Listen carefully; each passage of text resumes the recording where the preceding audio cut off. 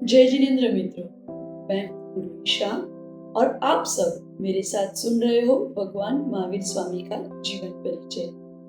मित्रों, भगवान महावीर हमारे जैनों के 24वें तीर्थंकर है, अंतिम तीर्थंकर है और महावीर भगवान को निर्वाण होके 2550 वर्ष संपन्न हो गए हैं। भगवान महावीर का जीवन हमारे लिए बड़ा प्रेरणादायी है। हम कैसे एक गति से दूसरी गति में भटक रहे हैं और उसकी वजह हम स्वयं ही है, वो इनका जीवन सुन के हमें बहुत ही अच्छे से मालूम पड़ जाता है। चलिए शुरू करते हैं उनका जीवन चरित्र जानना।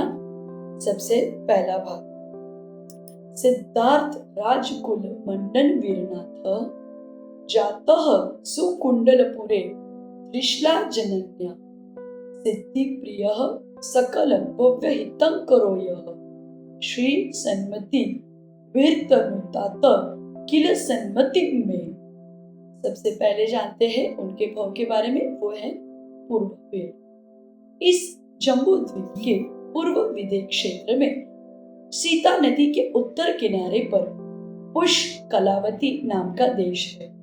उस पुंडरी कीड़ी नगरी में एक मधु नाम का वन है। उसमें पुरुरवा नाम का एक पीलो का राजा अपनी कालिका नाम की स्त्री के साथ रहता था। किसी दिन दिग्भ्रम के कारण श्री सागर से नाम विराज को इधर उधर भ्रमण करते हुए देखकर यह भी उन्हें मारने को उद्यत हुआ। उसकी स्त्री ने यह कहकर मना कर दिया कि ये वन के देवता घूम रहे हैं, इन्हें मत मारो। वह पुरुरवा बिल उसी समय उन्हीं को नमस्कार कर तथा उनके वचन सुनकर शांत हो गया। मुनिराज ने उसे मध्य, मांस और मधु इन 3 मकारों का त्याग करा दिया। मांसाहारी भील भी इन तीनों के त्याग रूप व्रत को जीवन पर्यंत पालन कर आयु के अंत में मरकर सौधर्म स्वर्ग में एक सागर की आयु को धारण करने वाला देव हो गया। कहाँ तो वो हिंसक क्रूर भील पाप करके नरक चला जाता और कहाँ उसे गुरु का समागम मिला कि जिनसे हिंसा का त्याग करके स्वर्ग चला गया। मित्रों, आजकल लोग बहुत डरते हैं नियम लेने से। कहते हैं नियम का पालन नहीं करना चाहिए। ऐसा नहीं है, पर डर लगता है कि नियम टूट जाए तो। पर एक बात बताऊं मैं आपको, आप स्कूल में जाते हो तो एडमिशन लेते हो, तभी तो आप आगे बढ़ते हो ना। ऐसे ही छोटे छोटे नियम जब आप लेगो तभी तो आप धर्म के मार्ग में आगे बढ़ पाओगे। इसलिए जब भी आपको लगे कि नियम लूं कि ना लूं, तो आपको इस पुरुरवा बिल को याद जरूर करना चाहिए, जो नियम के प्रभाव से ही नरक से जाने से बच गया और पहुंच गया स्वर्ग में। चलिए जानते हैं आगे के बारे में।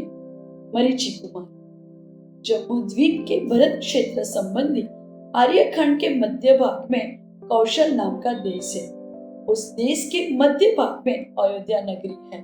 वहां आदिनाथ भगवान के ज्येष्ठ पुत्र भरत चक्रवर्ती को अनंतमती रानी से यह पुरुरवा बिल का जीव देव से मरीचि कुमार नाम का पुत्र हुआ। अपने बाबा भगवान ऋषभ देव की दीक्षा के समय स्वयं ही गुरु भक्ति से प्रेरित होकर मरीचि ने कच्छ आदि 4000 राजाओं के साथ दिगंबर दीक्षा धारण कर ली थी। भगवान तो 6 महीने का उपवास लेकर ध्यान में लीन हो गए।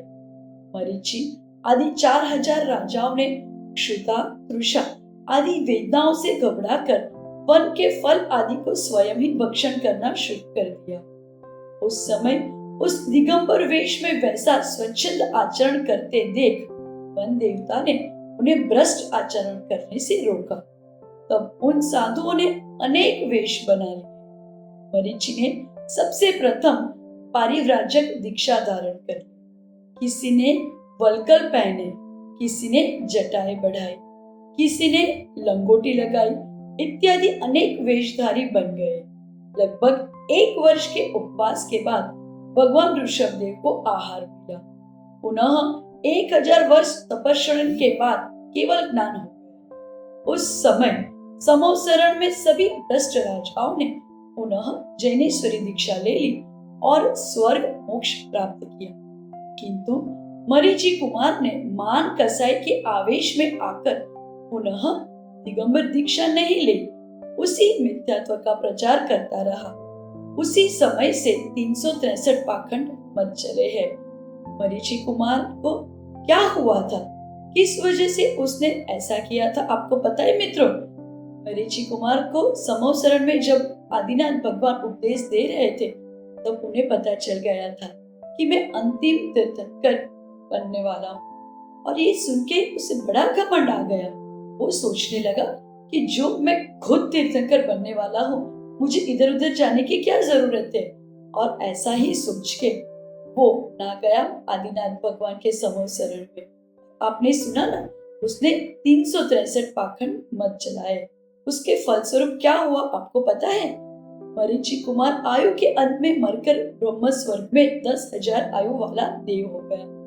वहां से आकर जटिल ब्राह्मण हुआ, पुनः पारिव्राजक बना, पुनः मरकर सौधर्म स्वर्ग में देव हुआ, पुनः वहां से पुष्य मित्र ब्राह्मण होकर पारिव्राजक बना, पुनः सौधर्म स्वर्ग में देव हुआ, पुनः वहां से आकर अग्नि ब्राह्मण होकर पारिव्राजक दीक्षा ले, पुनः मरकर देव हुआ, वहां से च्युत होकर अग्निमित्र ब्राह्मण होकर पारिव्राजक तापसी हुआ, पुनरपि महेंद्र स्वर्ग में देव हुआ, वहां से आकर भारद्वाज ब्राह्मण होकर त्रिदंडी साधु बन गया और पुनरपि स्वर्ग में गया। वहां से च्युत होकर मिथ्यात्व के निमित्त से यह मरीचि कुमार 3 स्थावर योनियों में असंख्यात वर्षों तक परिभ्रमण करता रहा।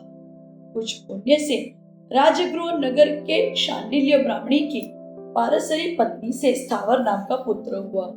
वहां भी सम्यक दर्शन से शून्य पारिव्राजक की दीक्षा लेकर अंत में मरकर महेंद्र स्वर्ग में 7 सागर की आयु वाला देव हो गया। मित्रों, आपने देखा कि मरीचि के साथ जो भी और जिन्होंने दीक्षा ली थी उन्होंने अपना कल्याण कर लिया था और स्वर्ग मोक्ष को प्राप्त कर लिया था, पर मरीचि को मान कसाई हो गई थी और उस वजह से वो आदिनाथ भगवान के पास नहीं गया था। और आपने देखा कि सम्यक दर्शन ना होने की वजह से, सम्यक दर्शन मतलब अपने ही जैन के ही जो देव शास्त्र गुरु है उनके ऊपर श्रद्धा होना और वहां से विपरीत कहीं और श्रद्धा नहीं रखना, पर मरीचि कुमार को बिल्कुल भी सम्यक दर्शन नहीं था और इसी वजह से वो कई जन्मों तक इधर उधर भटकता गया। देव का भाव भी उसने प्राप्त किया तो आपने देखा ना कि वो स्थावर जीव में भी चला गया। ऐसे अनेक वर्षों तक वो कहीं ना कहीं अपनी योनियों में, गतियों में भटकता रहा।